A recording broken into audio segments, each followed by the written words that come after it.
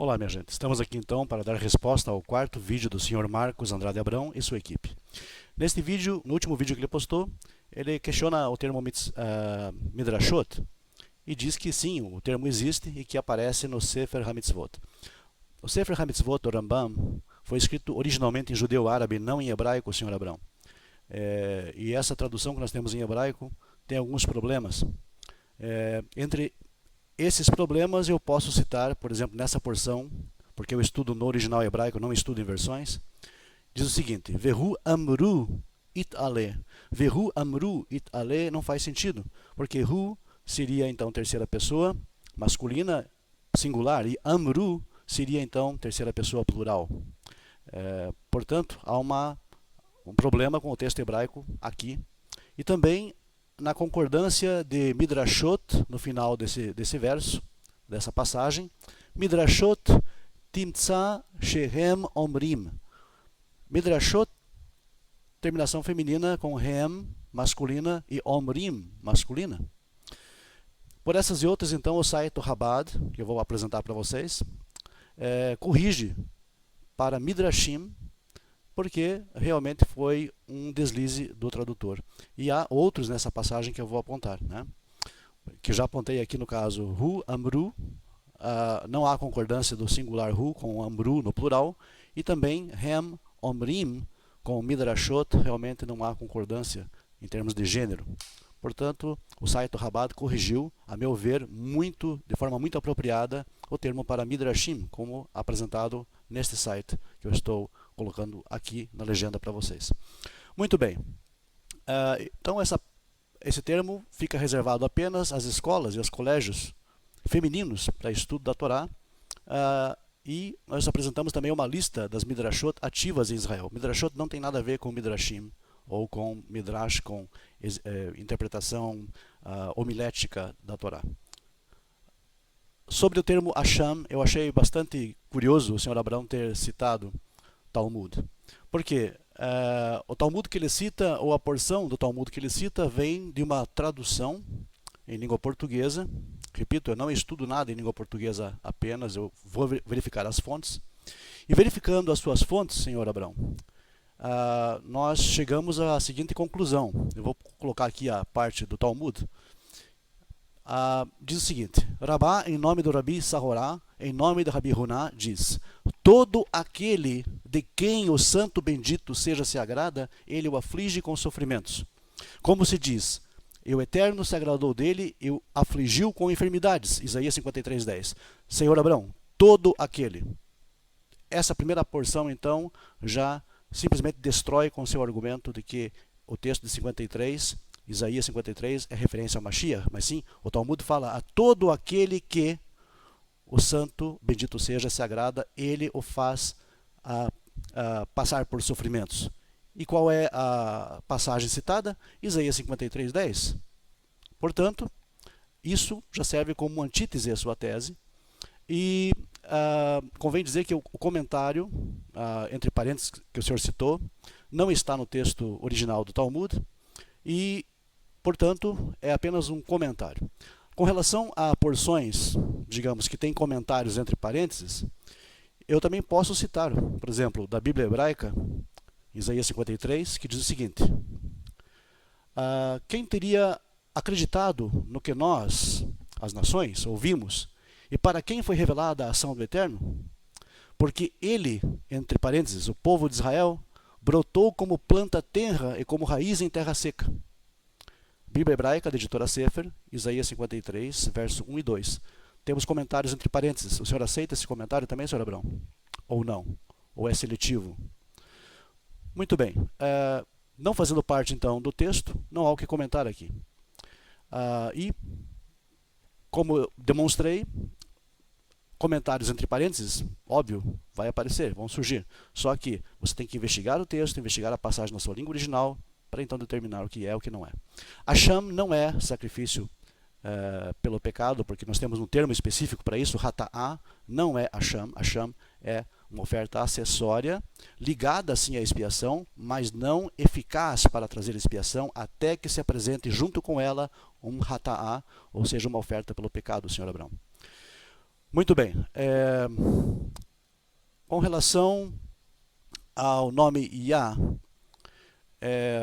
lógico, os senhores não falaram que era um encurtamento ou coisa parecida, mas o fato é que os senhores usaram isso como argumento, como contra-argumento do nome Yeshua ser um nome encurtado no Talmud. O fato é que eu trouxe provas sobre isso, os senhores não trouxeram absolutamente nada. O Talmud fala que Yeshua é um nome desaprovado e os senhores insistem nesse nome. Muito que bem. Yah realmente não é necessariamente uma abreviatura, uma abreviação ou encurtamento ou coisa que o valha. Porém, o nome Yeshua o Talmud diz isso claramente. Foi essa a questão que quis colocar. Muito bem. Ainda sobre a questão do uso do dicionário, senhor Abrão, realmente o debate está sendo conduzido em língua portuguesa, porém os conceitos são conceitos judaicos, e conceitos judaicos não estão elaborados em língua portuguesa. Por exemplo, se o senhor for no dicionário procurar a palavra idolatria, o senhor vai encontrar várias definições. Se o senhor for encontrar procurar o termo sacrifício, o senhor vai encontrar várias definições. Mas será que esses termos passam a ideia de Avodah Zarah e Korban? Obviamente que não, porque Korban é um conceito judaico, não está descrito em nenhum dicionário, em absolutamente nada da língua portuguesa, assim como Avodah Zarah também, não é apenas idolatria no sentido comum do termo. Portanto, senhor Abrão, dicionários, Aurélio, Micaelis, realmente não resolvem essa questão. Satan no Tanakh. Eu citei o Satan no Tanakh porque ele está lá, e o conceito que o senhor faz de Satan realmente não tem nada a ver com a tradição judaica, isso tem a ver com o Novo Testamento, senhor Abrão. Essa ideia de que Satã seria o princípio do mal, ou que seria, digamos, um demônio, um diabo, coisa parecida, isso é coisa do Novo Testamento, não tem nada a ver com a tradição judaica. Satã é um agente de Hashem para trazer juízo e disciplina à humanidade. E ele é, sim, o promotor na corte celestial, mas não está, digamos, em oposição ao Criador. Por isso que eu citei, Satã está no Tanakh, e daí? A Yeshua está no Mahzor, ótimo, está ok. Porém, o que o senhor esquece, não comentaram sobre Metatron, que levou 60 Pusei de Nurá, 60 chibatadas de fogo, como punição, e os senhores falam que o nome está lá junto com Metatron, porque é um nome que tem méritos. Não estamos falando de mérito ali, senhor Abrão e senhor Fábio. Aliás, eu desafiei os senhores a colocarem o termo mérito, vocês não me colocaram absolutamente nada. Não me mostraram nada, simplesmente deduções. O Uvhem, que é lido após o Seder Tekiat Shofar, não tem nada a ver com os três personagens, tem a ver com os Malachim que são formados aqui na terra do toque do Shofar e que ascendem até o trono da misericórdia, para então advogar a nossa causa. Não os três não advogam causa alguma, senhor Fábio Oliveira, se não me engano. Sobre quem tem que provar Yeshua, digamos, sobre Yeshua no Mahzor, o senhor Abraão transfere a responsabilidade de forma sutil e usa de falácia ao inverter o ônus da prova. O senhor veio primeiramente com o Mahzor aqui, com o nome Yeshua, dizendo que era o seu Mashiach. Nós trouxemos fontes judaicas que desabonam tal interpretação, e o senhor não trouxe absolutamente nada, apenas afirmações assertivas. Debater com assertivas e afirmações, senhor Abraão, realmente não há condições. O senhor tem que trazer uma prova concreta de que esse nome Yeshua que está ali é o seu Mashiach. Não é. Eu já provei isso por 3 fontes judaicas. Estou aguardando o senhor apresentar as suas. Sobre a conversa que o senhor teve em box com alguém, a opinião dessa pessoa, senhor Abraão, eu nem sei, o senhor não citou nomes, realmente fez bem não citar, eu creio que é coerente. Não é a minha opinião. A minha opinião, eu já expus aqui, embasada nas fontes citadas, Yehuda Libs, Rav Meustropoli, e etc. De forma alguma, messiânicos ou afins ou cristãos judeus colocaram o nome de Yeshua no Talmud, no Mahzor, desculpem. Por quê? Porque eles nunca tiveram acesso a isso, a não ser que o Mahzor fosse uma produção messiânica, e não é. Então, a interpretação tradicional judaica entra para explicar o que é aquele nome Yeshua ali, e não é o seu Mashiach. Sobre imputar culpa, eu vou ser mais claro então. O servo não assume culpa, ele apenas imputa culpa a si mesmo. Porque assumir culpa é dizer, eu estou errado, e o servo não está errado. Ele apenas recebe sobre si o castigo da culpa dos outros. Ou seja, o servo sofredor, Israel, os justos, Sadiquim de Israel, sofrem por aqueles, ou em conjunto com aqueles que erram, sendo inocente. Daniel falou, nós pecamos. Que pecado Daniel teve para conduzir ao exílio babilônico? Nenhum. Ele simplesmente imputou culpa a si mesmo. Por isso, a semente dos justos vê prolongar os seus dias, porque ele imputa culpa a si mesmo sem tê-la. Essa é a razão. Então, não assume culpa, porque assumir culpa seria dizer, eu estou errado. E o servo não está errado. Ele apenas assume a sua porção, o seu quinhão de sofrimento junto com aqueles que realmente erraram. Escritos rabínicos sobre a expiação citados pelo Sr. Spena. O Sr. Spena, infelizmente, não nos mostrou nada sobre o Seder Olam Aman. Eu estou aguardando ainda. Onde está esse Seder Olam Aman, Sr. Spena? Por favor, traga a sua fonte. Existe isso ou não existe? O senhor não comentou? Bom, sobre essa questão de escritos rabínicos sobre o Mashiach. Os rabinos têm direito a ter as suas opiniões, óbvio. Porém, a exegese do Rashi, o Peirush do Rashi, deixa bem claro que Isaías 53 refere-se a Israel, ao povo de Israel, como tzadikim, não a toda a nação em si, mas os tzadikei Israel, os justos de Israel. Então, o Rashi coloca isso bem claro no século XI, porém, a fonte mais antiga não é uma fonte judaica, é uma fonte derivada de Orígenes, que o próprio Orígenes, sendo um cristão, ele coloca que no século II, a interpretação era exatamente essa. Eu vou colocar o link para os senhores lerem. A interpretação no século II. Então, nenhum rabino que possa ter vindo depois disso pode bater o martelo em relação a isso. A interpretação exegética do servo é, sim, os justos de Israel. Sobre as 70 semanas, Sr. Spena.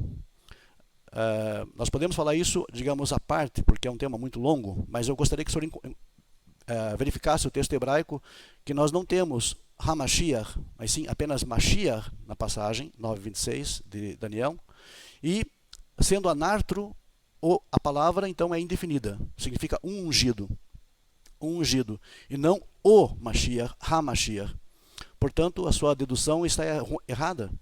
Não fala-se ali sobre Mashiach, até porque na época do escrito de Daniel não existia o conceito, a ideia de Mashiach, que foi plenamente desenvolvida a partir do período asmoneu, Sr. Spena. Então, o senhor precisa verificar isso. E o período das 70 semanas aponta para o Mashiach, Ikaret Mashiach, que foi cortado, como Onias III, o último sumo sacerdote legítimo da ordem de Aharon. Não tem nada a ver com o seu Yeshua, está deslocado ao seu período de tempo.